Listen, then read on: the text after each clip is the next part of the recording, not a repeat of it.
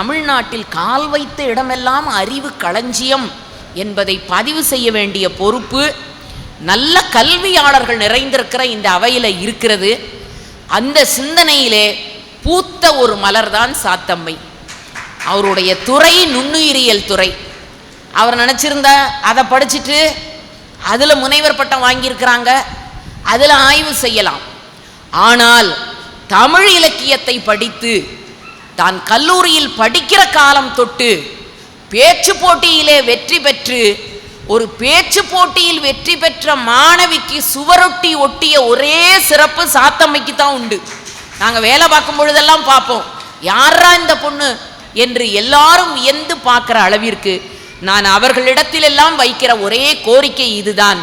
தயவு செய்து தமிழர்களுடைய அறிவை, அறிவியல் அறிவை, நுண்ணுயிரியல் அறிவை நீங்கள் பதிவு செய்ய வேண்டும்.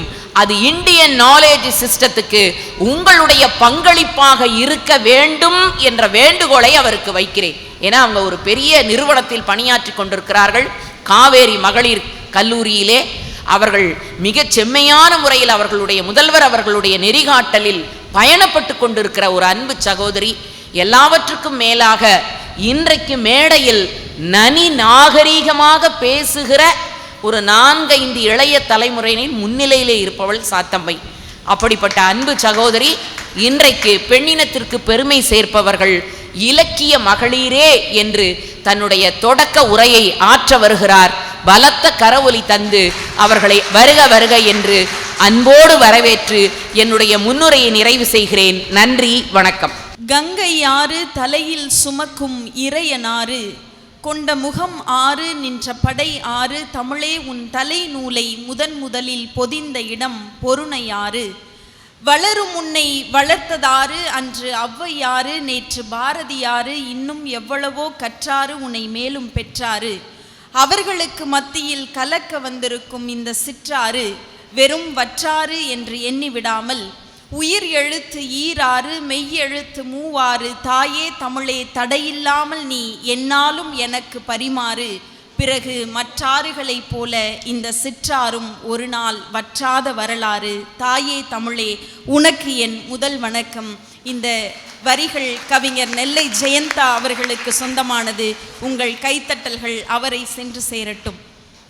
மார்ச் 8 அகில உலக பெண்கள் தினத்தை உலகம் முழுவதும் மகிழ்வோடு கொண்டாடுகிற ஒவ்வொரு தருணத்திலும் திருச்சிராப்பள்ளி நகைச்சுவை மன்றம் மட்டும் மார்ச் 30ஆம் நாள் இந்த மகளிர் தினத்தை ஏன் கொண்டாடுகிறது என்று யோசித்து பார்த்தால், மார்ச் 8 அன்று ஒரு நாள் மட்டும் மகளிர் பெண் கொண்டாடப்பட வேண்டியவள் அல்ல, அவள் வாழ்நாள் முழுவதும் கொண்டாடப்பட வேண்டியவள் என்கிற முன்னெடுப்பை திருச்சிராப்பள்ளி நகைச்சுவை மன்றம் செய்திருக்கிறது. இந்த நல்ல நிகழ்வில் எங்களை 33% இடஒதுக்கீடு பெண்களுக்கு இன்றைக்கு கிடைத்திருக்கிறது என்று பெருமையோடு பேசுகிற ஒரு தருணத்தில் இன்றைக்கு இந்த பட்டிமன்றத்தில் 100% பெண்களுக்கே விட்டு எங்களை பாராட்ட வந்திருக்கிற திருச்சிராப்பள்ளி வாழ் சொந்தங்கள் அத்தனை பேருக்கும் என் மனம் மொழி மெய்களால் வணக்கங்களை தெரிவித்துக் கொள்கிறேன். இன்னைக்கு தலைப்பு பெண்ணினத்துக்கு பெருமை சேர்ப்பது. இலக்கிய மகளிரா, அறிவியல் மகளிரா? பொதுவாக மகளிர் தின பட்டிமன்றம் என்றால் அதில் ஆண்களா பெண்களா என்று 2 வெவ்வேறு கோணங்களில் சிந்திப்பது வழக்கம். ஆனால் இன்றைக்கு அது எதுவாக இருந்தாலும் பெண்தான். அதில் இலக்கியமா அறிவியலா என்று மொத்தமுமே பெண்களுக்காக இன்றைக்கு அவர்கள் கொடுத்திருக்கிறார்கள். அந்த வகையில் இலக்கியம் சார்ந்த பெண்மணிகள், அதனால நானும் கவிலாவும் அறிவியல் துறை சார்ந்த பெண்களுக்கு எதிரானவர்கள் அப்படிலாம் இல்லை. ஏன்னா நான் சார்ந்திருக்கிற துறை நுண்ணுயிரியல் துறை, என் சகோதரி கபிலா சார்ந்திருக்கிற துறை வணிகவியல் துறை. நாங்கள் இருவரும் சேர்ந்து இன்றைக்கு இலக்கியத்துக்காக ஏன் பேச வந்திருக்கிறோம் என்றால், நாங்கள் கற்றிருக்கிற அறிவியல் பாடங்கள் எல்லாம் எங்களுக்கு முன்னதாக இதோ இன்றைக்கு நடுவராக வீற்றிருக்கிற இலக்கியத்தை இன்றைக்கு உலகெங்கும் பரப்பி கொண்டிருக்கிற விஜயசுந்தரி அம்மா போன்ற இலக்கிய மகளிரால் தான் எங்களுக்கு இன்றைக்கு இந்த மேடையிலே பெருமை கிடைத்திருக்கிறது. அதனால் நாங்கள் இலக்கிய மகளிரை பேச வந்திருக்கிறோம். சுனிதா வில்லியம்ஸ் இன்றைக்கு பூமியிலே காலடி வைத்த போது உலகம் முழுவதும் அவ்வளவு மகிழ்ச்சியோடு சுனிதா வில்லியம்ஸை, அதில் மரியாதைக்குரிய அன்பு சகோதரர் சிவகுரு சார் அவர்களுக்கு கூட வருத்தம், 3 ஆண்கள் போனார்கள், யாருமே அவர்களை பற்றி பேசவில்லையே என்று. ஏன் தெரியுமா? ஆண்களை பேசாமல் பெண்ணை மையப்படுத்தி பேசுகிறார்கள். உடல் சார்ந்த சில விஷயங்களில் ஆண்களை தாண்டி பெண்களுக்கு இருக்கிற உபாதைகள் இந்திய தேசத்தில் இல்ல, உலகத்தில் இருக்கிற அத்தனை பேருக்கும் தெரியும். அத்தனை வலி வேதனைகளையும் தாண்டி ஒரு பெண் முன்னின்றிருக்கிறாள் என்பதால் தான் ஆண்களும் சேர்ந்து இன்றைக்கு சுனிதா வில்லியம்ஸை கொண்டாடி கொண்டிருக்கிறார்கள். அந்த வகையில் அறிவியலை இன்றைக்கு எத்தனையோ பெண்கள் சாதித்திருந்தாலும் இலக்கிய மகளிரை நாங்கள் எடுத்ததற்கு காரணம், அடிப்படையில் நான் ஆரம்பிப்பது யாரிலிருந்து என்றால் கற்புக்கரசி கண்ணகியிலிருந்து. ஏன் உங்களுக்கெல்லாம், ஏன் நமக்கெல்லாம் கண்ணகியை பிடிக்கிறது என்ற கேள்வியை கேட்டால் நாம் எல்லோரும் சொல்கிற பதில் என்னவாக இருக்கும் என்றால், தன் கணவனுக்காக மதுரையை எரித்தவள் கண்ணகி. ஆனால் நான் இப்படி என்னுடைய பார்வையிலே பார்க்கிறேன், ஏன் பெண்ணினத்துக்கு பெருமை சேர்க்கிற இலக்கிய மகளிரில் கண்ணகியை நான் முதலாவதாக எடுத்திருக்கிறேன் தெரியுமா? 12 ஆண்டுகள் தன்னுடைய மனைவியை பிரிந்து மாதவியோடு போய் இல்வாழ்க்கையில் கூடி மகிழ்ச்சியாக இருந்துவிட்டு, மனைவியை பற்றிய எந்த சிந்தனையும் இல்லாமல் 12 ஆண்டுகளுக்கு பின் கண்ணகியை வந்து சந்திக்கிற போது அவன் சொன்ன வார்த்தை, ஐயோ அந்த மாதவியின் காலடியில் நான் இருந்து விட்டேன், எல்லாவற்றையும் நான் இழந்து விட்டேன் என்று சொல்கிறான். அப்படி சொல்கிற போது கண்ணகி சட்டென்று கீழே குனிகிறாள். கோவலன் அவள் கீழே குனிந்ததும் என்ன நினைத்திருப்பாளோ எனக்கு தெரியவில்லை. ஆனால் கீழே குனிந்து தன்னுடைய கால் சிலம்பை எடுத்து இதோ வைத்துக்கொள் என்று சொன்னபோது, பொருளுக்காக நான் வரவில்லை, உன்னோடு சேர்ந்து நான் வாழ வந்திருக்கிறேன் என்று கோவலன் சொல்கிறான். அடுத்த நொடி தன்னுடைய ஆடைகளை எல்லாம் எடுத்துக்கொண்டு கணவனோடு சேர்ந்து புறப்பட கண்ணகி தயாராக இருக்கிறாள். கோவலனுக்கு பெரிய ஆச்சரியம். 12 ஆண்டுகள் விட்டுவிட்டு இன்றைக்கு வந்தவுடன் இவ தலையில அடிச்சு அழுகல, அவன்கிட்ட சட்டையை பிடிச்சு சண்டை போடல, எதுவுமே சொல்லாமல் தனக்கு பின்னால் இப்படி இவள் ஏன் நிற்கிறாள் என்று யோசித்து பார்க்கிறான். நம்ம எல்லாரும் நினைக்கிறோம், கோவலன் பாண்டிய மன்னனுடைய அரண்மனையிலே வெட்டுப்பட்டு செத்து போனான். என்னுடைய பார்வையில் நான் எங்க தெரியுமா யோசிக்கிறேன், கோவலன் எப்போது செத்தான் தெரியுமா? கண்ணகிய வந்து நின்னு வா போலான்னு சொன்ன உடனே எந்தவித எதிர்ப்பும் தெரிவிக்காமல் மாற்றத்தை நோக்கி புறப்பட்ட கண்ணகி அந்த இடத்திலேயே கோவலன் செத்து போய் விட்டான் என்றால், ஒரு பெண் என்பவள் தன் எதிர்ப்பை காட்டித்தான் ஆணை தன் வசப்படுத்த வேண்டும் என்பது இல்லை. அமைதியாய் இருந்து கூட ஆணுக்கு உரிய தண்டனையை கொடுக்க முடியும் என்று வரலாற்றில் உண்மை உதாரணமாய் நின்றவள் கண்ணகி. நான் கோவலன் அவனுடைய தீவினையால் செத்தான்லாம் நான் யோசிக்கல, கண்ணகியினுடைய நேர்மையினால் தான் கோவலன் செத்தான் என்றால், அத்தகைய கண்ணகியினுடைய அந்த கற்பு நெறியும் அந்த ஒழுக்க திறமையும் எனக்கு பெண்ணினத்துக்கு அவள் பெருமை சேர்த்தவளாய் என்னை வியப்படைய வைக்கிறது. அடுத்து மாதவிக்கு வாங்க. மாதவி நீங்க நல்ல உயர் குலத்துல பிறந்து மிகச்சிறந்தவளாக வளர்வது பெரிய விஷயம் அல்ல. மாதவி பிறந்தது பரத்தையர் குலம். பரத்தையர் குலத்துல பிறந்து ஒருவள் மாசற்ற மாணிக்கமாக இந்த மண்ணில் திகழ்ந்தாள் என்றால் அது மாதவிக்குரிய பண்பு. அதனால் எனக்கு அவள் பெருமையாகப்படுகிறாள். கண்ணகி ஒரு மார்பை அறுத்து மதுரையை எரித்தாள் என்றால், மணிமேகலை மாதவி நினைத்திருந்தால் தன் 2 மார்புகளையும் அறுத்தெறிந்து விட்டு உயிரை விட்டிருக்கலாம். ஆனால் மாதவி அந்த 2 மார்பகங்களிலும் வழிந்தோடுகிற உதிரத்தை குருதியை பாழாக்கி அதை தன் மகள் மணிமேகலைக்கு கொடுத்து அவளை மிகச்சிறந்த துறவியாக மாற்றினாலே மாதவி. அந்த மாதவி இலக்கிய உலகில் எனக்கு பெருமை சேர்ப்பவளாக தெரிகிறாள். அடுத்து நீங்க இங்க மகாபாரதத்துக்கு வாங்க. திரௌபதியினுடைய அந்த வீரம், அந்த சுயமரியாதை, அது எனக்கு பெருமைப்பட வைக்கிறது. ஒன்றும் இல்லை, திரௌபதியை சபையிலே இழுத்து வர சொல்லி உத்தரவிடுகிறார்கள். வந்து திரௌபதி எந்த விதமான சலனமும் இல்லாமல் நிற்கிறாள். அப்போ வந்து கூப்பிடுறாங்க, உங்களை கூப்பிடுறாங்கன்னு. அப்போ திரௌபதி சொன்ன வார்த்தை, நான் மாதவிடாயில் இருக்கிறேன், என்னால் இப்போது வர முடியாது என்று சொல்லுகிறாள். ஆனாலும் கூட இல்லை, உங்களை வர சொல்லுகிறார்கள் என்று சொன்னபோது அவள் கேட்ட அந்த வார்த்தை, அந்த ஐக்யூ லெவல், அந்த இன்டெலிஜென்ஸ், இன்றைக்கு அறிவியலை நாம் இவ்வளவு கொண்டாடுகிறோம். ஒரு பதற்றமான சூழ்நிலையில் மிகச்சிறந்த அறிவியல் நோக்கோடு, ஒரு கூர்மையான அறிவோடு அவள் கேட்ட ஒரு வார்த்தை என்ன கேட்டா தெரியுமா? நாயகர் தாம் தன்னை தோற்ற பின் என்னை நல்கும் உரிமை அவருக்கு இல்லை. என்ன முதல்ல வச்சு தோத்தானா, இல்ல அவனை தோத்துட்டு என்ன தோத்தானான்னு கேட்டானே, அந்த ஒற்றை கேள்வி, திரௌபதி கேட்ட கேள்வி. அந்த அறிவு சார்ந்த பெண்மையை நான் வியந்து பார்க்கிறேன். என்ன தோத்துட்டானாம். என்ன வார்த்தைனா, தர்மன் தோத்ததுக்கு அப்புறம் என்ன வச்சு தோக்குறதுக்கு அவனுக்கு உரிமை இல்லை. ஏன்னா நான் இப்ப மிஸ்ஸஸ் பாஞ்சாலி இல்லை, டாக்டர் ஆஃப் திரௌபதன், என்ன வச்சு தோக்கிறதுக்கெல்லாம் உரிமை இல்லை என்று சுயமரியாதை பேசுகிற திரௌபதி எனக்கு பெருமை மிக்கவளாக தெரிகிறாள்.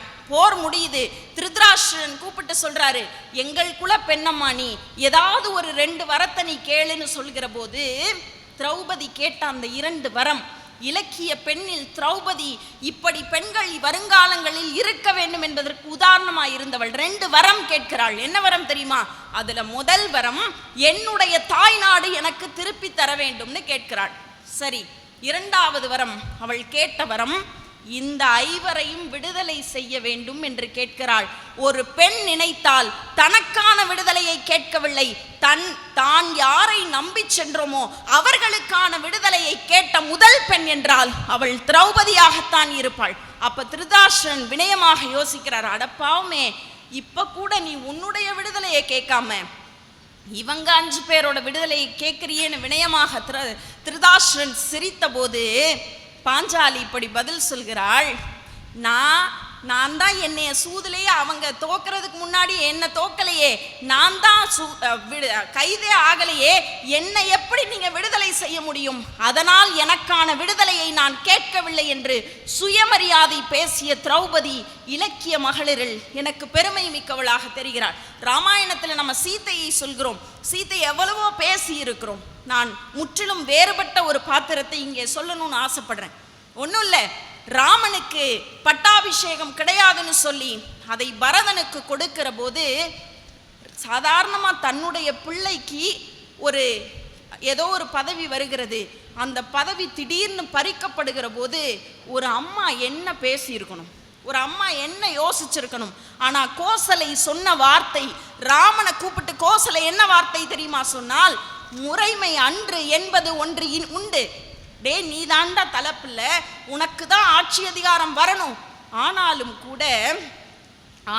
கூட அவனுக்கு வந்தது எனக்கு சந்தோஷம் தான். ஏன் தெரியுமாடா, ஏன் தெரியுமா ராமனே, ஏன் தெரியுமா பரதனுக்கு வந்தது நான் சந்தோஷம்னு சொல்றேன், உன்னை விட பரதன் நல்லவன் என்கிற அந்த வார்த்தை இன்றைக்கு குடும்பங்களில் சின்ன சின்ன விஷயங்களுக்கு கூட பிரச்சனைகளை நோக்கி ஓடிக்கொண்டிருக்கிற பெண்களுக்கு கோசலை போன்ற பெண்கள், இலக்கிய பெண்கள், ஒரு குடும்பத்தை தூக்கி நிறுத்துகிற வேறாக பெண் இருக்கிறாள் என்பதற்கு அடிப்படை கோசலையாக நான் பார்க்கிறேன். சரி, பக்தி இலக்கியத்துக்கு வருவோம். பக்தி இலக்கியத்துல இன்றைக்கு இதோ இந்த திருச்சி மாநகரிலே செம்மாந்து இன்றைக்கு பங்குனி தேர் திருவிழாவை திருவானைக்கோவில் மிக மகிழ்ச்சியாக கொண்டாடி கொண்டிருக்கிறதே, அந்த திருவானைக்கோவிலை கட்டிய மன்னன் கோச்செங்கணன். அந்த கோச்செங்கணனுக்கு பின்னால் ஒரு இலக்கிய மகளிர் இருந்திருக்கிறாள். யார் தெரியுமா? அவருடைய தாயார் கமலவதி வயிற்றிலே கோச்செங்கணன் இருக்கிற போது, இன்னும் இந்த குழந்தை இந்த இடத்துல இந்த நிமிஷத்துல பிறந்தா அவன் தீயவனாக இருப்பான், ஒருவேளை ஒரு நாளிகை அந்த 24 நிமிடம் கழித்து பிறந்தால் உன்னுடைய மகன் இந்த உலகத்தையே வெல்வான், நிறைய கோயில்களை கட்டுவான்னு ஜோதிட சாஸ்திரர்கள் சொன்ன வார்த்தையை கேட்ட அந்த தாய் என்ன தெரியுமா செஞ்சா? 10 மாத நிறை மாத கர்ப்பிணி, பிள்ளை பேர் என்பது ஒவ்வொரு பெண்ணுக்கும் அந்த வலி எப்படி இருக்கும்னு தெரியும். இங்க மருத்துவர்கள் இருக்கிறார்கள். அந்த நிறை மாத கர்ப்பிணி பிரசவ வலியால் துடிக்கிற போதும் கூட தன்னுடைய பிள்ளை இந்த சமூகத்துக்கு நல்லது செய்ய வேண்டும் என்பதற்காக தன்னை தலைகீழாக கட்டி தொங்கவிட்டு ஒரு நாளிகைக்கு பிறகு அந்த கோச்செங்கணனை பிரசவித்து விட்டு அவள் உயிர் போகிற தருணத்தில் தன் பிள்ளையை பார்க்கிறாள். ஒரு நாளிகை தாமதமாக வயிற்றுக்குள்ளே இருந்ததால் அந்த குழந்தை சிவந்த கண்களோடு பிறக்கிறது. அப்போது என் மகனே கோச்செங்கணனா என்று கமலவதி பேசிய அந்த கோச்செங்கணன் தான் இன்றைக்கு இந்த திருவானைக்கோவில் உட்பட 70 சிவாலயங்களை கட்டிய பெருமை உடையவன் என்றால், ஒவ்வொரு ஆணுக்கு பெண்ணாலும் ஒரு பெண்ணினுடைய வெற்றி, ஒரு பெண்ணினுடைய தியாகம் இருக்கிறதே, அந்த கமலவதி தாயினுடைய தியாகம் நான் இலக்கியத்தில் பெண்ணின் பெருமையாக பார்க்கிறேன். அடுத்து நிறைவா நான் ஒரு 3 பேரை சொல்லிடுறேன். ஏன்னா இலக்கியம் என்பது ஒரு பெரிய கடல், நான் அதனால விரைவா சொல்லி முடிச்சிடறேன். அடுத்து ஒக்கூர் மாசாத்தியார், ஒன்றும் இல்லை, தந்தையும் இழந்துட்டா, கணவனையும் இழந்து விட்டால், போரிலே அண்ணனையும் இழந்துட்டா, ஆனால் போரில் அனுப்புவதற்கு தன்னிடம் இன்னொரு பிள்ளை இல்லையே என்று ஒக்கூர் மாசாத்தியார் நினைக்கிற வேளையில் அந்த ரோட்ல சின்னஞ்சிறு பாலக பருவத்தில் பால்மணம் மாறாத தன்னுடைய குழந்தை விளையாடி கொண்டிருக்கிறது.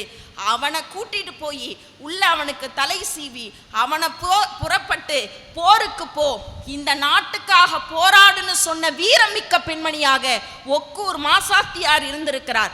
இன்னைக்கும் நாம் புறநானூற்றிலே புறமுதுகிட்டு என் மகன் ஓடினான் என்று தெரிந்தால் அவன் பால் குடித்த மார்பகங்களை அறுத்தறிவேன்னு பேசின புறநானூற்று தாயினுடைய வீரத்தை இன்றைக்கு வரைக்கும் நாம் பெருமையாக பேசுகிறோமே, அதனை பாடியவர் பெண்பார் புலவரான நச்சல்லை என்றால், சங்க இலக்கியமாக இருக்கட்டும், இலக்கிய இதிகாசங்களாக இருக்கட்டும், நவீன இலக்கியங்களாக இருக்கட்டும், பக்தி இலக்கியமாக இருக்கட்டும், எல்லா இலக்கியங்களிலும் பெண்கள் செய்த அந்த தியாகம், பெண்கள் காட்டிய சுயமரியாதை, பெண்கள் காட்டிய கற்பு நெறி, பெண்கள் காட்டிய தாய்மை உணர்வு, அது இன்றைக்கும் பெருமையோடு பேசப்பட்டு கொண்டிருக்கிறது. நிறைவா ஒருத்தரை சொல்றேன், வைமு கோதை நாயகி அம்மாள். வைமு கோதை நாயகி அம்மாள் தான் இந்தியாவிலேயே முதலாக துப்பறியும் புதினத்தை எழுதிய ஒற்றை பெண். அது மட்டும் பெருசில்லை, அன்றைக்கு அந்த காலகட்டத்திலேயே பாரதியார் இவர் சொன்னதை கேட்டுத்தான் ஆடுவோமே பள்ளு பாடுவோமே என்கிற பாடலை எழுதினார் என்ற வரலாற்று சரித்திரம் மிக்க பெண்மணிகள் இலக்கியத்தில் எத்தனையோ பேர் வாழ்ந்திருக்கிறார்கள். ஆக அறிவியல் பெண்களை நாங்கள் சாதாரணமாக சொல்லவில்லை, ஆனால் அறிவியல் பெண்கள் எல்லாம் இன்றைக்கு கண்டம் விட்டு கண்டத்தை ஆளுகிறார்கள் என்றால், அம்மி மிதித்த கை இன்றைக்கு அணுவை துளைக்கிறது என்றால் அதற்கு அடிப்படை அஸ்திவாரங்களை கொடுத்தது எங்களுடைய இலக்கிய மகளிர் என்று சொல்லி தன் காற்சிலம்பை கத்தியாக்கி கலற்றிவிட்ட புரட்சிக்காரி கண்ணகி, எதிர்ப்பவன் அவதாரம் எனினும் எதிர்ப்பதே தமிழ் மரபு என மானம் காத்த மண்டோதரி, ஈன குலமெனினும் கற்பு நெறி காத்த மாதரசி மாதவி, ஒரு தமிழ் சாதனைக்காக திரைமறைவிலே இருந்த வள்ளுவன் மனைவி வாசுகி, பருவத்தை தமிழுக்கு ஈந்து தமிழ் மணந்த ஔவையார், எழுத்தாணி பிடித்து நிமிர்ந்து நின்ற கவிப்புலி நச்சல்லை, கணவன் காணா உலகம் காணேன் என கண்கட்டிய காந்தாரி, யமனை புல்லென தூக்கி எறிந்த சத்தியவான் சாவித்ரி, தன் நலனுக்காக இதயம் துடித்திருந்த தமயந்தி என ஆயிரம் பெண்கள் இலக்கியத்தில் பெருமை சேர்த்து கொண்டே இருக்கிறார்கள். அவர்கள் வழியில் இன்றைக்கும் பல கவிஞர்கள் வந்து கொண்டிருக்கிறார்கள். ஆக அறிவியல் பெண்களுக்கும் எங்கள் இலக்கிய பெண்கள் தான் அடிப்படை. நிறைவாக நாங்கள் நால்வருமே அறிவியல் துறை சார்ந்தவர்கள். ஆனால் இன்றைக்கு தமிழை, இலக்கியத்தை படித்து உலகத்திற்கு எல்லா மூலைகளிலும் தமிழை பரப்பிக் கொண்டிருக்கிற நடுவர், அவருடைய அணிக்காக நான் பேசியிருக்கிறேன். அதனால் அவர் யோசித்து நல்ல தீர்ப்பை வழங்குவார் என்று சொல்லி நல்லதொரு வாய்ப்பிற்கு நன்றி கூறி விடைபெறுகிறேன். நன்றி, வணக்கம். தன்னுடைய தலைப்பை விட்டு வெளியில போகாம பேசியிருக்கிறாங்க, அது ரொம்ப முக்கியம். இன்னைக்கு எங்கெங்கெல்லாமோ சுத்திட்டு கடைசியில கொண்டு வந்து கட்டுற மாதிரி இல்லாம நிறைய இலக்கிய மகளிரை எடுத்து அவர்கள் முன்மொழிந்தார்கள்.